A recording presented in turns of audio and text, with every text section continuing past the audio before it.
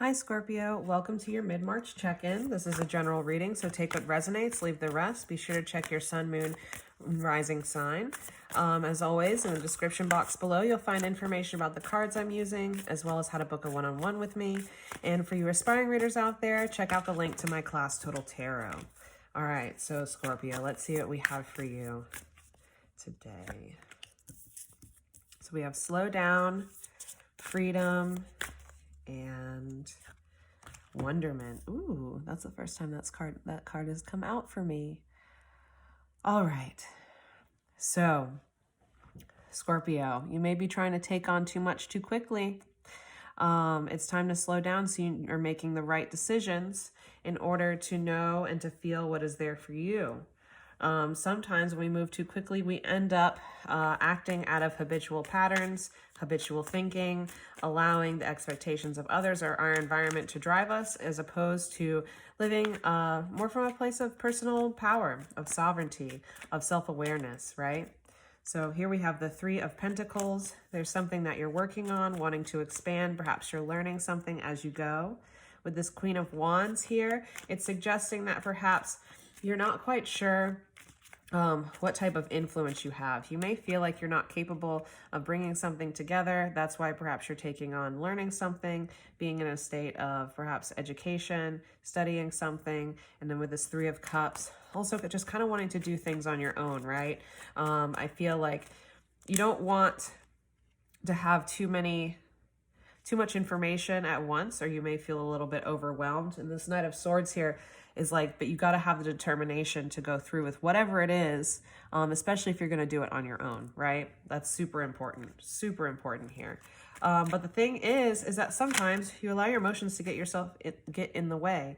Here we have this Page of Wands here, which is indicating to me that there's a message, something that kind of ignites your creativity, gets you curious about a way in which you could do something or about what you're already doing.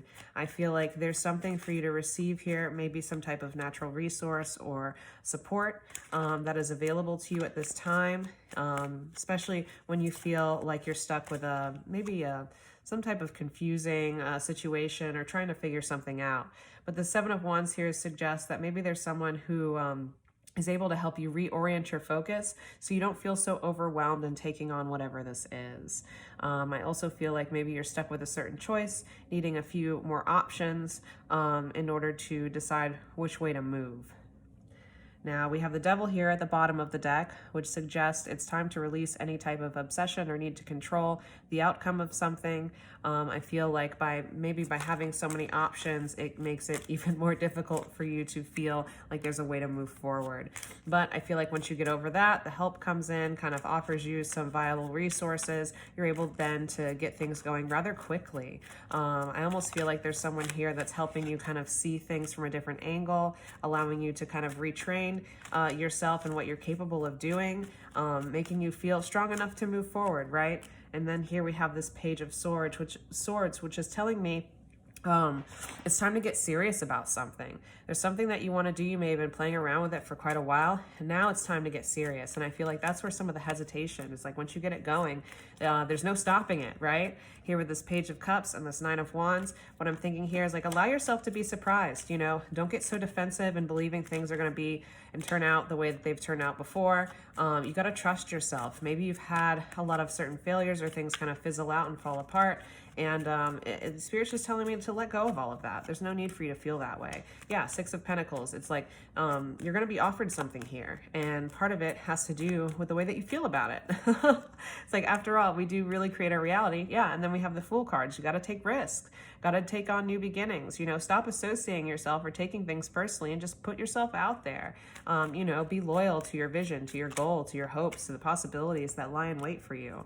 The Moon, we're moving away from fear, really recognizing some of the patterns that have been self-sabotaging, some of the ways in which we've kind of gotten in our own way, you know, despite whatever our best hopes and wishes were.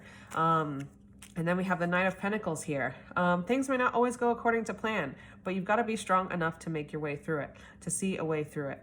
You know, there may be some other outside sources that kind of take you off track every now and again. We have the Seven of Wands again down here. Sometimes you may feel unsupported, that you really can't see clearly. You're having to direct things that may be a bit of a mess at times, having to put in the work, maybe having to redirect certain things, maybe redirect certain resources or where your energy is going, which can feel a little chaotic at times, right? I feel like maybe you wear a lot of different hats. Here we have the Empress representing you, but it's time to make space for creativity. It's time, to make space for something that has potential, and to really relax and know that it's, this is something that you're meant to do. Just like lean into it, do whatever you can, be whoever you can in order to support that. Eight of Wands, things around you are moving very quickly. I feel like there's a progression of energy, whatever chaos comes your way, you're able to handle it and then just move on. Don't get stuck in whatever situations you feel like drag you down or distract you from whatever you've got your heart set on here. It's about keep going. And then hopes and fears, we have the Tower card. So I feel like one of the things that you actually fear, honestly, is this Tower card, because then it means you're not isolated anymore. You can't hold yourself up and protect yourself in the same ways as you did before. You have so many wonderful ideas and passions that you're kind of burning yourself out holding on to all of them. And part of that is you've got to actually get with and connect with other people in order to make this vision a reality, in order to know that the world isn't as scary as sometimes you make it out to be. All right, Scorpio. And then we have the Five of Wands. So be willing to figure things out. Do your research. If things don't fit, that's okay. Start over. Find a different path. Sometimes we get a little discouraged when we find a bump in the road, but really we just need to slow down, take it easy, and then allow ourselves to get over it in time, essentially. And then the Eight of Cups, it's like, don't walk away from this. Keep moving forward. You don't have to go everything alone. You don't have to feel like you're so alone. And also, don't allow the times when you're moving solo to detract you from whatever it is that you're doing, to discourage you. And then we have the Death card. And sometimes we just have to feel and find the grace. Stop trying to rule from such a high castle, like we were talking about with the Tower. It's like, sometimes you want to be this person that's absolutely untouchable, and that's not always the case. You got to learn to be vulnerable, got to learn to recognize where those sore spots are and how they come about, even when you're doing something that you love. That doesn't mean you need to give up. That's the Ace of Wands. It's like you've turned down a lot of things that you've been passionate about simply because of this desire to fit in, this desire to be wanted, this desire to be helped and supported and loved, And here with this Five of Cups reversed, it's like, but you're finding solutions to that. You're finding that's not the case at all. And you're actually making the connections that you need to make. And it's actually happening with a lot of ease.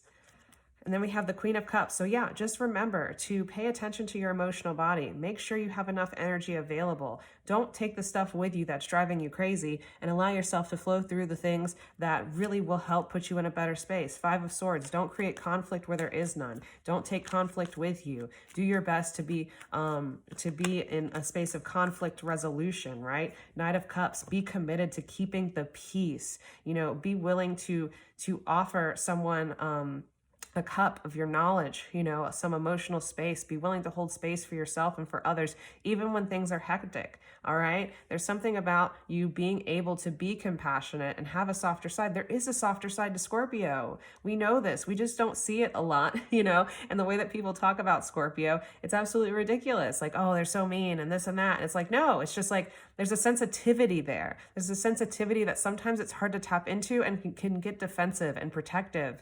And so it's just learning to not always operate in that way unless it's absolutely necessary. So it's refining your boundaries, showing up a little bit differently in order for you to have success. So that is what I have for you, Scorpio. Thank you so much for tuning in. If you'd like a more personalized experience, check the link in the description box below. Until next time.